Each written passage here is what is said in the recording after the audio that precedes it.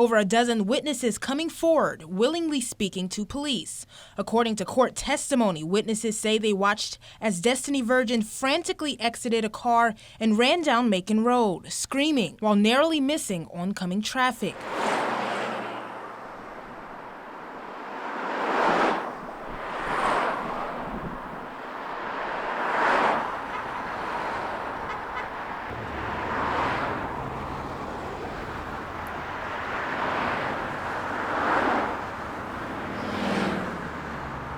My message is to other parents that, thank you, thank y'all, thank you. I appreciate that. Destinee was born August 23rd, 2000. Destinee changed my life. She changed my life, she really did. She made me become whole again. I grew with her because I had just turned 18, so I was still young myself. She was my child first, but she was my best friend. We did everything together. And I promised myself that day in the hospital when I had Destinee that I was gonna do everything in my power to love this child, to take care of her always, because that's the first time that I fell in love. That's Destinee again. Like I said, I just took a lot of pictures of her. I bathed her 3 times a day. My grandma used to say, "You gonna bathe the black off that baby?" I just loved her so much, and like instantly I can feel that she was gonna change my world, because I was in a dark place when I had her.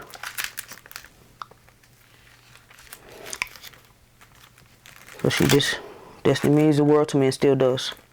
Say my baby was here right now, she would have already been on finished school because she only had 3 weeks of nursing school left. And by this time here, going around by the end of the year, she would have been leaving for the Navy, because she would have been mentally ready to go.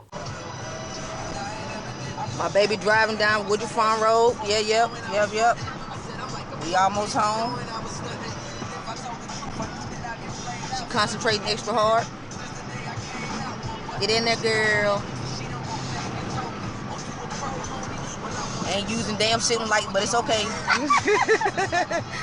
I just did. Wanna ride through damn stop signs and shit, you know what I'm saying? California stopping. When she get that ticket, I'm jumping out the car. Until the cops she stole it, I was at the house. Good job, baby. Her curfew was 9:30 because it was a weekday. So I had said, Destinee, I believe this was on a Thursday. I said, Destinee, make sure you home on time now. She was like, I'm just gonna go out to eat, and then we're gonna come home. 10 o'clock rolled around, and actually I didn't even wait till 10. It was like 9:35 because I'm sitting here like usually she'll walk in the door like 9:29, 9:28. She's skinning it by her teeth, but she don't be late, you know. So I'm like, okay, something ain't right, you know. Destinee is 9:35. Then she's not answering her phone, nor is she answering her text messages. 10 o'clock rolls around. Finally, I get a message back, and I said, Destinee, you're late. What's going on? And it was the way the message read. That wasn't my baby texting me, because I can tell how it was worded, the way it was spelled. I mean, Destinee didn't talk like that. So I knew then it wasn't her. So this young lady was reported missing by her mother on Friday, April 27th, 2018. I had called the police that morning before I got ready to go to work, because once I stayed up all night, I couldn't sleep. I'm like, I'm blowing up her phone, I'm leaving messages, and he was texting me back again, but I knew it wasn't Destinee because of the way the stuff that he was saying. You know, it didn't even make any sense. The case was taken one day and then it was assigned the next. The detective went on and got as much information from the officer, and what we do is go ahead and put people on the news. We do a flyer and we send it to all the media outlets, and we send it to the patrol officers. After I made the report, I started looking for her myself. I have a friend named LaTanya Merritt. We hit the ball rolling, hit them streets. We made flyers. I wasn't going to stop until I found her. We did get information that she was being held against her will at a certain location. The officers went to that location. The police come, but they come like 45 minutes later. I kept calling them, hey, I got the runaway I got the kid that was reported kidnapped. Because that's what I told them. I said, from that point on, once my child said that she wanted to come home and you wouldn't let her come, that was kidnapping. We took her to the hospital. And when they found her, she did have a black eye and some bruises to her face. After they released her from after she walked out the house, they let her walk out. They had Mr. Irvin in cuffs. And she stated that they were caused by the person she was with. They didn't initially charge him with kidnapping at first. They charged him with obstruction, battery, and criminal trespassing. The criminal trespassing was because he took her phone and damaged it, prevented her from calling. His grandmother, she briefly talked to me after the kidnapping, and she was just like, you know, she said, I told some of your daughter's friends that came to pick her up a couple times from over here when they had gotten to it. She was like, I tell her friends that don't bring her back over here because my grandson hurts her. But we know that at some point,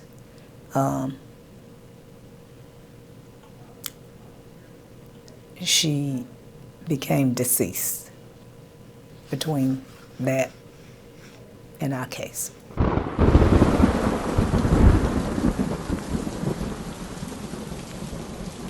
So we went to court that morning, and I was telling him, I was like, look, you know, my baby has a busted eardrum.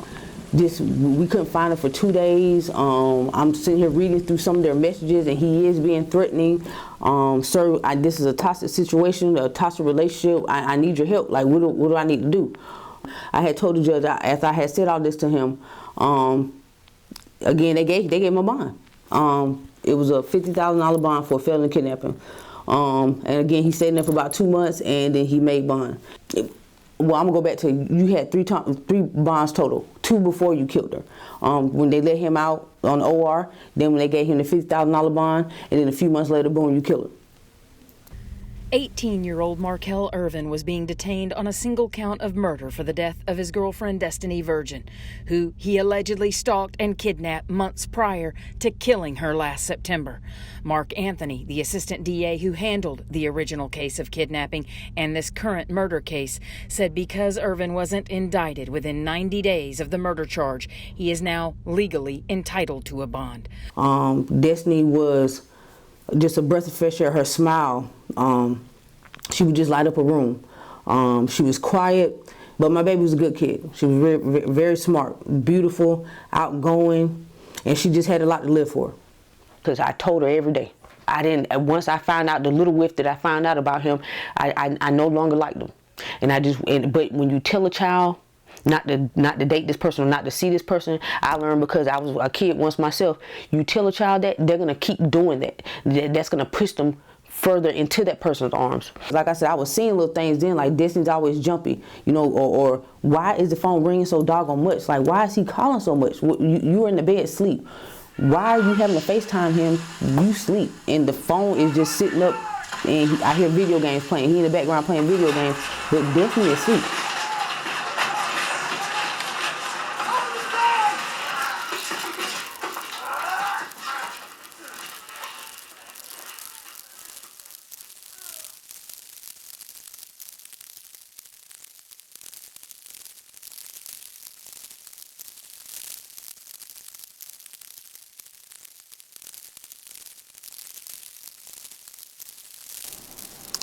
I would say it's a combination of both. When I'm on the scene, I become a little bit more withdrawn, not to reflect my emotions on the people that are out in the crowd or the families. Later is when anger hits me, and then I get mad at the circumstances and why they had to go to that level. Destinee was in a very abusive relationship. It was a Saturday, and it's crazy that, you know, they say that people know that when their time is coming. And after I, you know, thought back on some things, I said maybe Destinee did know that her time was coming, or maybe she felt it. Maybe it was something that he said that she knew that he wasn't playing this time. I don't know, but he killed her on a Saturday, and that Friday, me and Destinee spent all day together. We watched movies, we went and got something to eat. She usually on a Friday night, she'd try to go hang out for a couple hours, but she didn't go anywhere. So we spent all day Friday together. Saturday, we woke up, we had ate breakfast, we spent some more time together. I took me a nap because I worked night shift. So I had laid down like at 2, and I woke up at 5. Destinee was gone. But when I laid down, Destinee was there, and this is this Saturday. So I got up and I texted her, and I went, at first I went in her room and I was like, nah, I told her, Destinee, cause we OCD. So I said, Destinee, I don't know why you left your room like that, and she was like, I just went to the store, Mom, I'll be right back. This is what the text message said.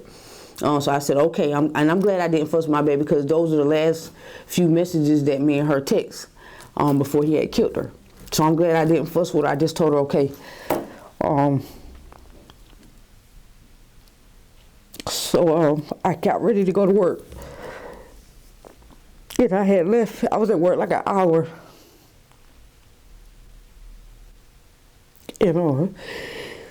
Where I work at, we're not allowed to have phones on the floor. So my phone was in the break room. Somebody had ran to the line and they had told me that I need to go to my phone because something was wrong with my daughter. And I don't even know who it was, but they said Destinee been shot. And I said, why he shot my baby? They didn't even tell me that it was him. I knew it was him. I knew it was him. So I flew out the building, and I wish I would have went to Macon Road instead of going to the hospital, because maybe I would have got to lay there with her, to let her know everything was okay. But I went to the hospital because that's where they told me to go.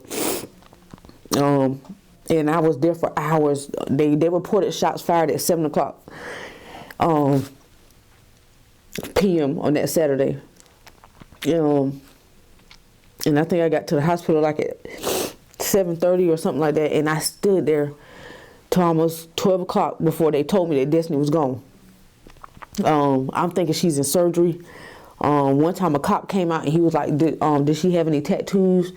Destinee only had 2 tattoos. The first one I took her to get, and the second one, it was more fresh. And it's crazy that she had just got this tattoo, and the tattoo read, "Everyone is not loyal." I was still waiting on the doctor to come out and talk to me. And they didn't, like I said, they came out around 12, and that's when they told me that Destinee had passed away. And that just killed me. Because that's all I had. That's all I had. She was my only child, and she did not deserve that.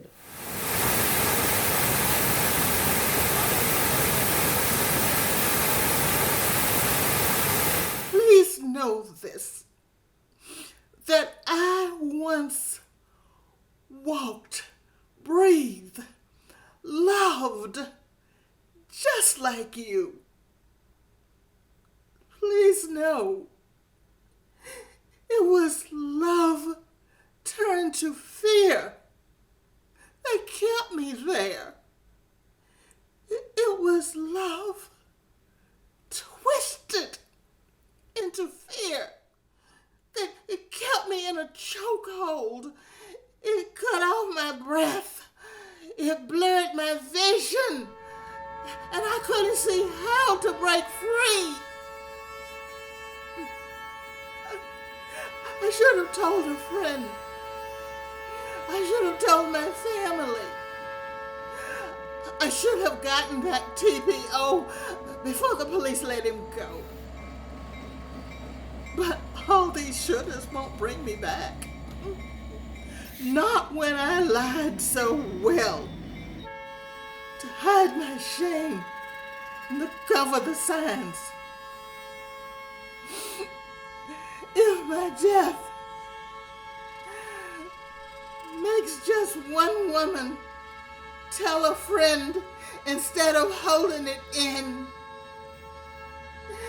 if my death reminds you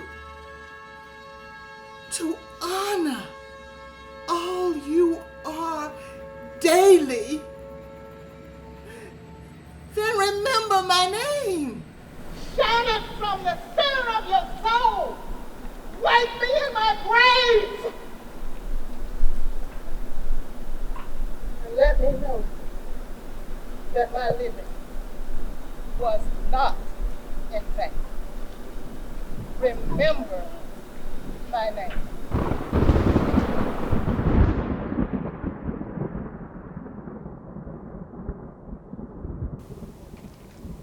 Destinee left me her legacy to carry on, and I will do that. I will live for my baby. Your Destinee will live through me.